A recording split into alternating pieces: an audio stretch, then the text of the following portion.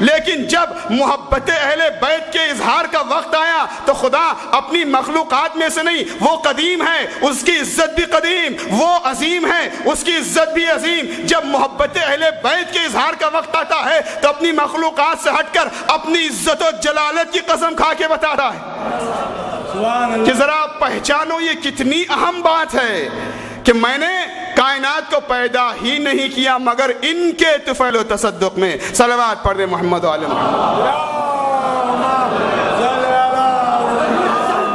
کہیں شبیر بن گئی زینب، کہیں بے دین کی تقدیر بن گئی زینب، مگر یزید کے دربار میں خدا کی ختم، مگر یزید کے دربار میں خدا کی ختم، علی کی بانتی تصویر بن گئی زینب۔ نعرہ حیدر علی،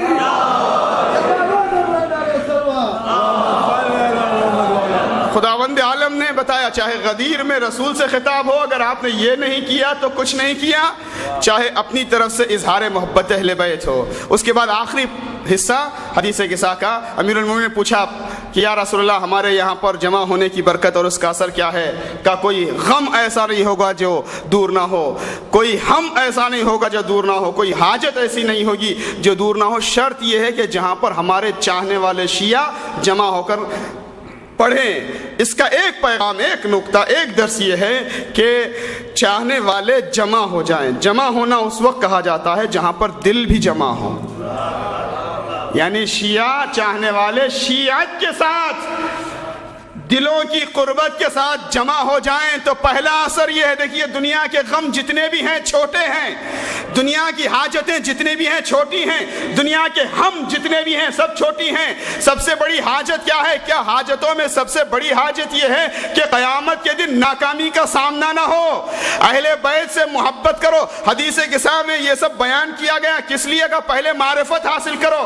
جب معرفت حاصل کرو گے تو محبت میں گہرائی آئے گی، محبت مضبوط ہوگی، اور جب محبت مضبوط ہوگی تو تم اطاعت کرتے ہوئے جاؤ گے۔ جب ان کی معرفت و محبت و اطاعت کے ساتھ ان کے نقش قدم پر چلتے ہوئے تم ایک جگہ جمع ہو کر بھی بیٹھ جاؤ، صرف اس واقعے کو بیان بھی کرو تو ہر حاجت پوری ہوگی، اور ہر حاجتوں میں سب سے بڑی حاجت ہے آخرت کی حاجت، عذاب علیم سے بچنا۔ دامن اہل بیت تھام لو، عذاب سے بچ جاؤ گے۔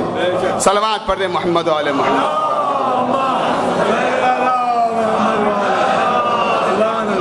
یعنی جس کی تلاوت اور جس کو پڑھنے کی تاکید کی گئی ہے یہ بھی عادتاً نہیں ہے، ایک رس نہیں ہے، اچھی عادت ہے، لیکن اس پر غور و فکر اور اس میں معرفت کا دریا ہے، ترقی کرتے ہوئے آگے بڑھنا ہے۔ انما المؤمنون الذین اذا ذکر اللہ وجلت قلوبهم، مومن وہ ہیں کہ اللہ کی یاد سے ہمیشہ ان کے دل مائل ہوتے ہیں اور ہمیشہ وہ اپنے ایمان میں اضافہ کا احساس کرتے رہتے ہیں۔ چلیں منزل آگے بڑھتی ہے۔ جو روز انجام دی جانے والی عبادت ہے وہ ہے نماز۔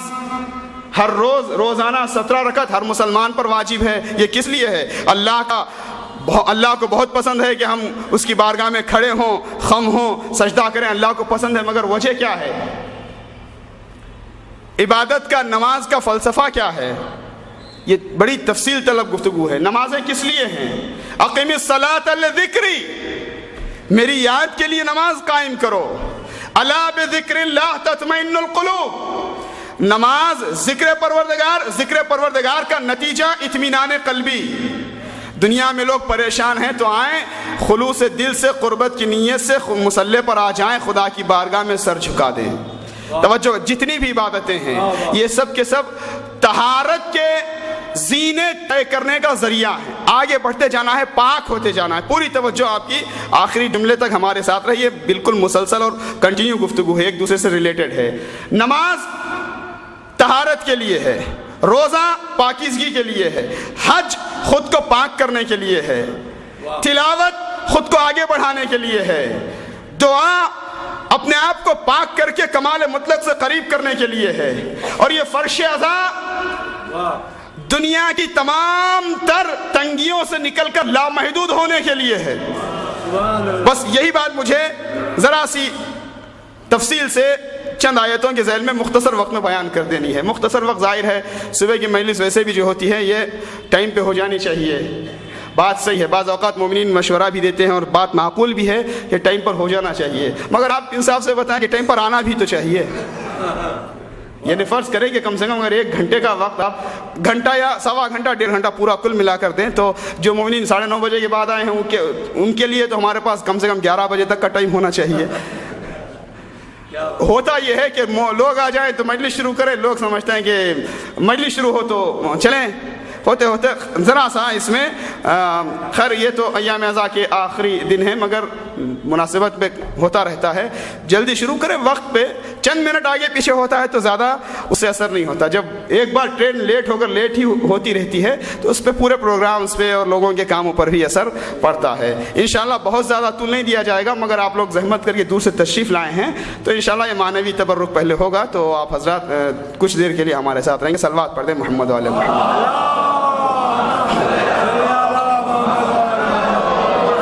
نماز, دعا, تلاوت, روزہ, حج, زکوٰۃ, زیارتیں, حدیث کے ساتھ دعاؤں کی تلاوت, مستحب نمازیں, یہ سب کی سب انسان کو طہارت کے زینے طے کر کے زادت ہم ایمانا, ایمان میں ازدیاد یعنی ایمان کو زیادہ کرنے کے لیے ہے. جب ایمان مضبوط ہو جائے تو کردار اپنے آپ ٹھیک ہوتا جائے گا. ضرورت ہوتی ہے ایمان کو تقویت دینے کی اور ہم نے 12 عرض کیا ہے مجلس اعزاء کا کام ہے ایمان کو مضبوط بنا دینا. جب ایمان مضبوط ہو جائے تو کردار سنورتا جاتا ہے. نماز کس لیے ہے کہ نماز خود کو پاکیزہ بنا رہے ہیں. دوسری حدیث میں ہے ایک مرتبہ جناب سلمان سے امیر المومنین نے کہا, ایک سوکھی شاخ, لکڑی میں شاخ میں سوکھے پتے لگے ہوئے تھے. امیر المومنین نے ایک مرتبہ اس شاخ کو اٹھایا, پھر اس کے سوکھے پتوں کو یوں جھاڑ کے گرا دیا زمین پہ. پھر پوچھا سلمان پوچھو گے نہیں کہ میں نے یہ کیا کیا, کیوں کیا؟ جناب سلمان نے عرض کیا امیر المومنین آپ ہی بہتر جانتے ہیں, بتا دیں. کہ دیکھو میں ایک مرتبہ رسول اللہ کے ساتھ تھا, رسول اللہ نے اسی طریقے سے ایک سوکھی ہوئی شاخ کو جس کے اوپر سوکھے پتے تھے, سوکھی پتیاں تھیں, اٹھایا میرے سامنے اور یوں کر کے تمام پتیوں کو گرا دیا, جھاڑ دیا. پھر مجھ سے پوچھا یا علی مجھ سے نہیں پوچھو گے میں نے کیا کیا؟ تو رسول اللہ نے مجھے بتایا. تو میں نے عرض کیا یا رسول اللہ آپ ہی بتا دیجئے. تو رسول اللہ نے مجھے بتایا. دیکھیے کبھی کبھی تعلیم کا یہ طریقہ ہوتا ہے, کبھی مولا خود بیان کرتے ہیں, کبھی رسول سے نسبت دی جاتی ہے. یہ پورے ائمہ معصومین کی بہت سی احادیث ایسی ہیں, کبھی معصوم خود بیان کرتا ہے, کبھی اپنے جد سے نقل کرتا ہے, کبھی رسول اللہ سے. تو امیر المومنین نے کہا کہ رسول اللہ نے فرمایا یہ جو میں یہ شاخ سے جس طرح سے پتیوں کو میں نے گرا دیا, ایسے ہی جب لوگ نمازیں پڑھیں قربتاً الی اللہ کی نیت سے تو گناہ ایسے ہی جھڑ جاتے ہیں جیسے پتیاں گر گئیں. ان الصلاۃ تنہی عن الفحشاء والمنکر, نماز برائیوں سے روکتی ہے. یہ بھی بڑی تفصیل گفتگو ہے نماز کے آثار اور فوائد اور فلسفہ. میں نے تبرک اور اشارے کے طور پر 2 حدیثیں نقل کر دیں. ایک جاری نہر ہے, دوسرا ہے کہ اس سے گناہ گر جاتے ہیں. تو پتہ چلا انسان کی روح پاک ہوتی جاتی ہے نماز سے. یہ رکی ہوئی ایک ہی عادت نہیں ہے, پاک ہوتے جانا ہے, آگے بڑھتے جانا ہے. روزہ کس لیے ہے؟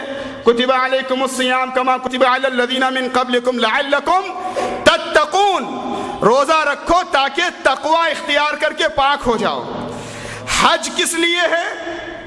کہ حج جانا ہی بندگی کی ریاضت ہے, مشق ہے, پریکٹس ہے.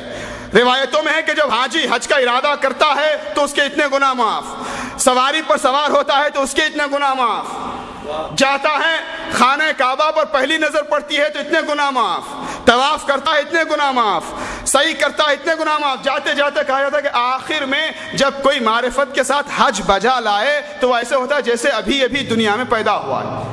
یعنی اس کا پورا پاس ریکارڈ جو برا ہے وہ ڈیلیٹ کر دیا جاتا ہے. اب اس کو اچھا کچھ لوگ ایسے ہیں کہ جن کا پاسٹ بھی ڈیلیٹ ہوتا ہے اور آئندہ بھی کہا جاتا ہے کہ تم کو ہمیشہ کے گناہ معاف کر دیے گئے. اب اس کا مطلب حج کر کے آئے ہیں تو آج ایک نئی بات سن رہے ہیں. لوگ کہتے ہیں کہ حج پہ جانے کے بعد جھوٹ نہیں بولنا چاہیے, داڑھی رکھنا چاہیے اور نماز قضا نہیں کرنی چاہیے. آج یہاں یہ بھی بیان ہو رہا ہے کہ جس کا حج قبول ہوا اس کے گزشتہ گناہ بھی معاف ہو گئے, آئندہ گناہ بھی معاف ہو. حدیث میں ہے کچھ لوگ ایسے ہیں کہ جن کا گزشتہ گناہ بھی معاف, آئندہ گناہ بھی معاف. کیا مطلب ہے؟ بلینک چیک دے دی گئی, آپ خود نمبر لکھ لیں جیسے چاہیں. ہوتا یہ ہے کہ جانے والے وہاں سے لانے کے اعتبار سے اپنے اپنے ظرف میں الگ الگ ہوتے ہیں. کچھ اس قابل ہیں کہ جنہوں نے تھوڑے سے گناہ معاف کروایا, کچھ اس قابل ہیں جنہوں نے گزشتہ تمام گناہ معاف کروا لیے, کچھ اتنا بدل کر کے آتے ہیں کہ آ کر بار بار وہ گناہ کرتے ہی نہیں ہیں. تو یہ کیفیت ہے. تلاوت کس لیے ہے؟ ایمان میں اضافے کے لیے ہے، طہارت کے لیے ہے، توجہ کا تعلیم ہو۔ زیارت کس لیے ہے؟ کا پاک ہونے کے لیے ہے۔ صدقہ کس لیے ہے؟ کہ یہ مال کی پاکیزگی کے لیے ہے۔ زکوٰۃ کا مطلب ہی مال کو پاک کرنا ہے۔ بس اب باتوں کو میں طول نہ دوں۔ نماز، تلاوت، دعا، روزہ، حج، زکوٰۃ، یہ تمام عبادتوں کا فائدہ یہ ہے کہ انسان پاک ہوتا جاتا ہے۔ خدا نہ خواستہ اس کی روح گناہ جیسی نجاست سے قریب ہو کر متنجس ہو جائے تو اس کی روح کو پاک کرتی ہیں عبادتیں۔ بڑے آرام سے آپ سن رہے مگر نتیجہ لے کے بات کو تمام کرنا ہے۔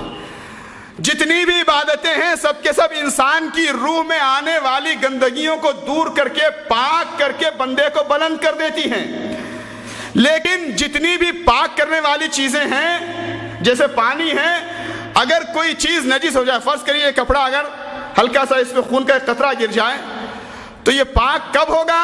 جب اس کو پانی سے دھونے کے بعد اس کی عین نجاست دور ہو جائے، نجاست کا جو مواد اور میٹیریل ہے وہ دور ہو جائے، ٹھیک سے پاک ہو جائے۔ نماز روح کو پاک کرتی ہے، روزہ روح کو پاک کرتا ہے، تلاوت روح کو پاک کرتی ہے، حج انسان کو پاکیزہ بناتا ہے، لیکن شرط یہ ہے کہ عین نجاست نہ ہو، دل میں عین نجاست نہ ہو۔ اگر عین نجاست ہے تو کوئی ایک کپڑے ایک بار نہیں، 2 بار نہیں، 10 بار بھی دھو دے، جب تک عین نجاست ہے اس وقت تک پاکیزگی کا تصور نہیں ہے۔ نمازیں دھوتی ہیں روح کو، روزے، حج، عبادتیں سب کے سب روح کو پاک کرتی ہیں، شرط یہ ہے کہ عین نجاست نہ ہو۔ اسی طریقے سے جیسے ظاہری طہارت میں عین نجاست اگر ہے تو طہارت نہیں آ سکتی۔ نہیں، ذرا سا اور واضح مثال دے دوں، دیکھیے جانوروں میں ایک جانور ہے کہ جو بھونکتا ہے، اور آج کل کے زمانے میں کچھ لوگ اس کی بڑی قدر و قیمت کے ساتھ پرورش بھی کرتے ہیں۔ اب اس بحث میں اور طنز میں گئے بغیر اگر کسی کو شوق ہوا کہ نہیں یہ تو آج کا فیشن ہے، ہم اس کو گھر میں رکھیں گے، پاک بنا کے رکھتے ہیں، ایسا کرتے ہیں اس کو نہلا دیتے ہیں۔ ایک بار نہلا دیا، کہا ٹھیک ہے یہاں نہیں، قلیل پانی سے نہیں تو کر پانی سے نہلا دیں گے، تالاب میں لے جا کر، دریا میں 1 نہیں 7 نہیں 70,000 بار بھی اگر غوطے دے دیے جائیں، نجس جانور کتے کو وہ پاک نہیں ہو سکتا۔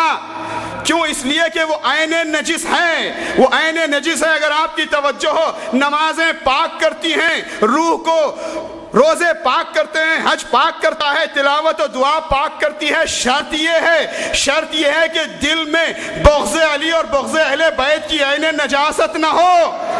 اگر دل میں ذرہ برابر امیر المومنین سے بغض ہے تو یہ ہمارا دعویٰ نہیں ہے۔ رسول اللہ فرماتے ہیں اگر کوئی بندہ 1000 سال عبادت کرے، پھر 1000 سال عبادت کرے، پھر 1000 سال عبادت کرے، طواف کرتے ہوئے سعی کرتے ہوئے بھی دنیا سے اٹھ جائے، اگر امیر المومنین سے یا اہل بیت سے ذرہ برابر دشمنی رکھتا ہے تو وہ جنت کی خوشبو بھی نہیں سونگھ سکتا۔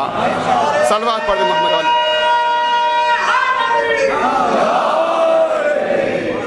سبحان اللہ، سبحان اللہ، صلوات پڑھ دیں محمد علی۔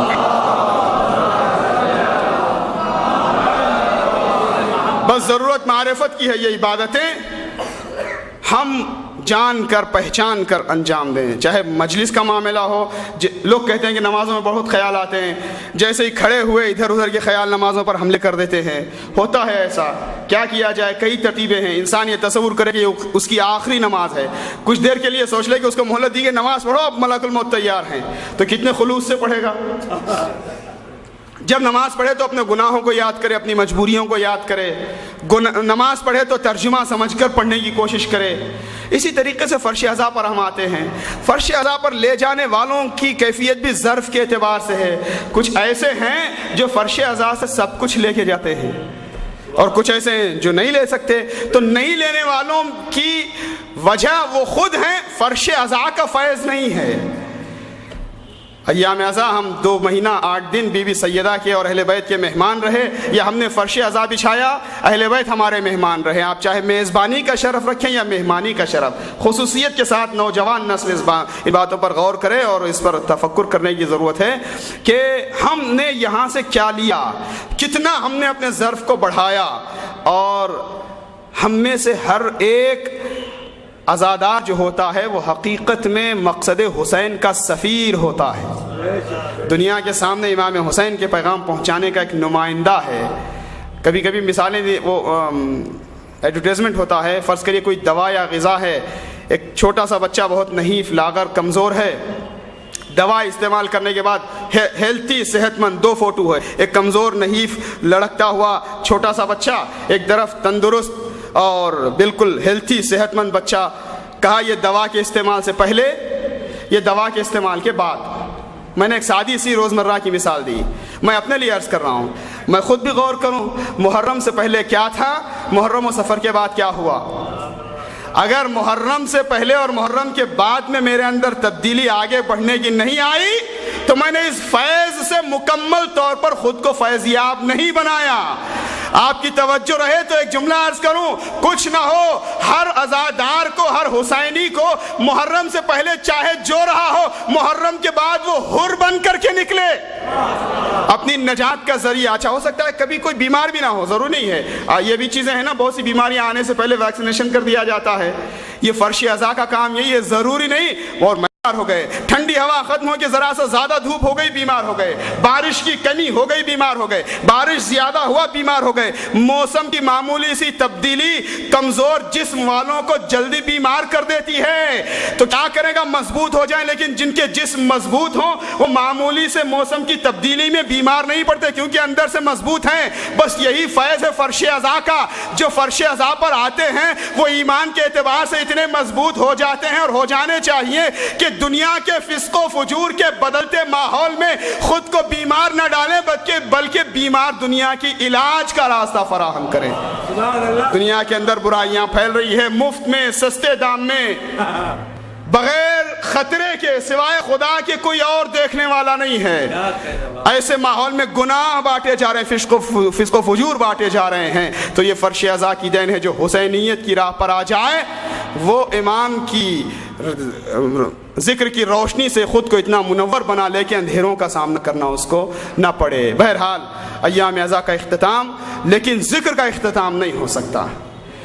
آخری دن ہیں تو یہ تاریخ کے اعتبار سے ترتیب سے آخری دن ہو سکتے ہیں، ورنہ ذکر حسین تو زمانے پر چھایا ہوا ہے، زندگی بھر یا حسین، یا یاد حسین دل سے ہر جگہ ہمیشہ ہونی چاہیے، ہمیشہ ہر جگہ پر امام حسین کی یاد رہے، کیوں نہ ہو، اس لیے کہ امام حسین نے اپنا سب کچھ قربان کیا دین کو بچانے کے لیے، اور عزادار کی ذاتی زندگی بھی دین سے لبریز اور دنیا تک پہنچانے، دین کو پہنچانے کا ذریعہ بھی بنے۔ امام حسین کی سفارت لے کر کے چلے، کربلا سے کوفہ، کوفے سے شام، اور رہائی کے بعد بھی اہل حرم نے جس مشن کو آگے بڑھایا وہ یہی تھا کہ امام حسین کی سفارت کا کام چلتا رہے، امام حسین کا پیغام دنیا میں عام ہوتا رہے۔ اب اس کے لیے طرح طرح کی مصیبتیں اٹھانی پڑیں۔ کیسی مصیبتیں، کیسے مصائب؟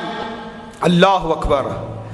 کبھی عظمت پہچاننی ہو یا مصیبت کا درد پہچاننا ہو تو منظر سے منظر ٹکرا کر دیکھو۔ جب مدینے سے قافلہ چل رہا تھا، مختصر یہ کہ روایات میں ہے کہ پہلے قناتیں لگائی گئی، اونٹوں کو لایا گیا، سواریوں کو لایا گیا، پہلے ساز و سامان، غلہ، راشن، سامان جتنا تھا سب کا سب اونٹوں پر اور سواریوں پر رکھا جانے لگا، اور اس کے بعد ایک مرتبہ ابوالفضل عباس آئے، راوی نقل کرتا ہے، چاروں طرف نگاہ ڈالی، اب جب بیبیوں کے سوار ہونے کا وقت آیا، چاروں طرف قناتیں تو لگ گئی تھیں، مولا ابوالفضل عباس نے چاروں جانب دیکھا کہیں کوئی نامحرم تو نہیں ہے، اور اس کے بعد ایک ایک بیوی آتی جاتی اور اس کا وارث آگے بڑھ کر کے سوار کرا تھا۔ تفصیلی روایت ہے، اس کا آخری حصہ یہ ہے کہ ایک مرتبہ راوی نقل کرتا ہے، ہم نے کیا دیکھا کہ جہاں سب سوار ہو رہے تھے تو مولا مظلوم کربلا ایک گوشے میں کرسی پر بیٹھے ہوئے تھے، اور بنی ہاشم کے جوان ادھر سے ادھر ہو رہے تھے، ایک ایک بیوی آتی، وارث آگے بڑھ کر اس کو سوار کرا دیتا، لیکن راوی نقل کرتا کہ ہم نے دیکھا اچانک حسین کرسی سے اٹھے، عباس کے ہاتھ سے تلوار چھوٹی، علی اکبر اپنا امامہ سنبھالتے ہوئے آگے بڑھے، قاسم دوڑے، ایک پردہ خاتون اس طرح سے گھر کے باہر آئی، صحن خانہ میں آئی کہ پورے بنی ہاشم نے حلقہ بنا لیا، حسین نے بازو کو تھاما، عباس نے زانوؤں کا سہارا دیا، اکبر و قاسم ارد گرد آگئے، سب نے شان و شوکت کے ساتھ زینب کو سواری پر سوار کر کر آیا۔ اللہ یہ مدینے سے چلنے کی کیفیت تھی، اور زینب کیسے تنہا ہو گئی 11 محرم جب بی بی کو ناقے پر سوار ہونے کا وقت آیا۔ زینب ایسے ہی تنہا ہوئی جیسے حسین، فنظرت یمین و شمالا، بی بی نے دائیں دیکھا بائیں دیکھا، کوئی سوار کرانے والا نہیں۔ ایک مرتبہ بیمار نے اپنی پشت کو آگے کیا، پھوپھی اماں آئیے سید سجاد آپ کو سہارا دیتا ہے۔ عزادارو یہ مدینے سے چلنے کی کیفیت تھی، اور جب قافلہ مدینہ واپس آیا ہے، نہ حسین کا سایہ ہے، نہ ابو الفضل عباس ہیں، نہ قاسم ہیں، نہ اکبر ہیں، نہ اونو محمد ہیں، بیویاں سر پیٹ رہی ہیں، ام کلثوم مرثیہ پڑھ رہی ہیں، مدینہ تو جدنا، اے نانا کے مدینے ہمارے آنے کو قبول نہ کرنا، فبالحسرات والاحزان جئنا، دنیا کا غم و اندو ہم لے کر کے آئے ہیں، گئے تھے تو گودیاں آباد تھی، سروں پر وارثوں کا سایہ تھا، آج لٹ کر کے آئے ہیں تو ایسے لٹے کہ ہمارے پاس کچھ نہیں بچا۔ عزادارو قافلہ مدینے کے قریب گیا۔ دیکھیے کوئی بھی مسافر جب لمبی مسافرت کے بعد، طویل مسافرت کے بعد اپنے وطن جانے لگتا ہے، وطن کے جیسے جیسے قریب پہنچتا ہے، ایک انسانی مزاج ہے، انسانی عادت و فطرت ہے کہ وطن کے قریب پہنچتے پہنچتے اس کے دل میں ایک کیفیت امڑ آتی ہے، اور وہ عجیب لذت اور عجیب کیفیت کا احساس کرتا ہے۔ یہ صرف عام بات نہیں ہے، روایتوں میں بیان کیا جاتا ہے کہ رسول اللہ جن کا وطن مکہ تھا، اور شب ہجرت رات کو رسول اللہ نے ہجرت کیا تھا مکے سے مدینے کی طرف، ظالموں نے گھیر رکھا تھا، تو اپنے وطن سے رسول اللہ کو ہجرت کرنا پڑا، مدینہ تشریف لے گئے، اور کئی سال کے بعد، ایک لمبی مدت کے بعد، جب رسول اللہ کے ہاتھوں پر پوری عزت و شان و شوکت کے ساتھ، اسلامی جاہ و جلال کے ساتھ، ظاہری اعتبار سے بھی پورے لشکر کی فتح مندی کے ساتھ رسول اللہ جیسے جیسے مکہ کے قریب آنے لگے، وطن کے قریب آنے لگے، روایت کے الفاظ ہیں کہ ایک مرتبہ امیر المومنین نے کیا دیکھا کہ رسول اللہ کی آنکھوں پر آنسو آ رہے ہیں، رسول کی آنکھوں سے آنسو جاری ہو رہے ہیں۔ امیر المومنین نے پوچھا یا رسول اللہ یہ تو خوشی کا موقع ہے، آپ کی آنکھوں میں آنسو دیکھ رہا ہوں، تو رسول اللہ نے فرمایا یا علی یہ خوشی کے آنسو ہیں، یہ میرے خوشی کے آنسو ہیں کہ میں وطن سے گیا تھا، آج ایک مدت کے بعد وطن آ رہا ہوں، اللہ نے مجھے فتح دے کر بڑی شان و شوکت کے ساتھ میرے وطن پہنچایا ہے، وطن پہنچنے کی خوشی ہے۔ میں عرض کروں گا یا رسول اللہ ذرا سید سجاد کے دل سے پوچھئے، زینب کے دل سے پوچھئے، جیسے جیسا مدینہ قریب آ رہا تھا، وطن کو آ رہے تھے تو کیا کیفیت تھی؟ یہ کہتے ہوئے آئے مدینہ رہنے کے قابل نہ رہا، مدینے والوں یثرب میں پورا اعلان کرتا گیا بشیر مدینے والوں مدینہ رہنے کے قابل نہ رہا، فرزند رسول شہید کر دیا گیا۔ عزادارو آخری جملہ مجلس تمام ہے، وطن جوائیں، ظاہر ہر بیوی کے ذہن میں یہ سوال اٹھ رہا تھا کہ جوان مدینے کے اکبر کے بارے میں پوچھیں گے تو کیا جواب دیا جائے گا، کم سن بچے اونو محمد کے بارے میں پوچھیں گے، ابو الفضل عباس کے چاہنے والے عباس کے بارے میں پوچھیں گے، اور سب سے بڑھ کر زینب و سید سجاد سوچتے رہے سغرا کو کیا جواب دیں گے، جو بہن بھائی کا انتظار کرتی رہی، جو اپنے بابا کو یاد کرتی رہی۔ عزادارو جب بھی کوئی سفر سے جاتا ہے، حدیث میں بھی ہے جب سفر سے گھر لوٹو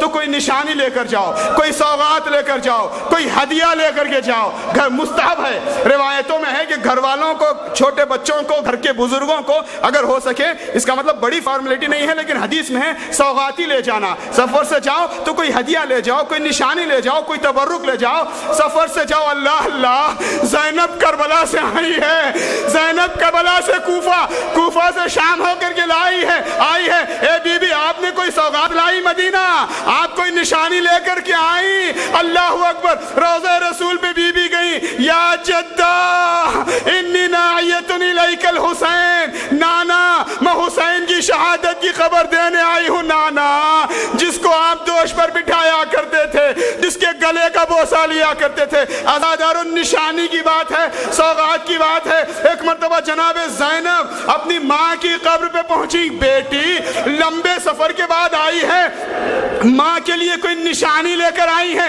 کوئی سوغات لے کر کے آئی ہے۔ بی بی نے بیان کرنا شروع کیا، اماں ایک دوپہر میں آپ کا चमन बर्बाद हो गया। अम्मा मैं तेरे खैमा पर खड़ी देखती रही, मेरा माँ जाया शहीद कर दिया गया। अल्लाह हमारी आज़ादारी को कबूल करे। परवरदिगार बीबी सैयदा के वास्ते में हमारी कलील आज़ादारियों को कबूल करे। अल्लाह अल्लाह इस साल भी बड़ी शान और शौकत के साथ करबला में चहलुम हो गया, बहुत बड़ा मजमा इकट्ठा हुआ था। मौला अबा अब्दुल्लाह अल हुसैन आपके रोजे पर रौनक है, लेकिन मौला आपसे दरखास्त है जरा ज़ैनब के रोजे की फरावानी, ज़ैनब के रोजे पर ऐसी गुशाइश हो कि दुनिया के चाहने वाले बीबी की बारगाह में पहुंचे, हर बीमार को शिफा मिले। बानियानो हाज़रीन नौजवानों को दीनी हमीयत बेदार हो, नौजवानों के अंदर ये कलील कोशिशें शरफ कबूलियत मिले। बीबी ने बयान करना शुरू किया। अम्मा देखिए, एक बेटी जब अपने माँ के पास जाती है, वो भी इतने दुख उठाने के बाद, तो हर मुसीबत जबान पे आ जाती है। जितने दिल के राज हैं, जितनी हसरतें हैं, वो सब के सब बेसाख्ता बयान होने लगती हैं।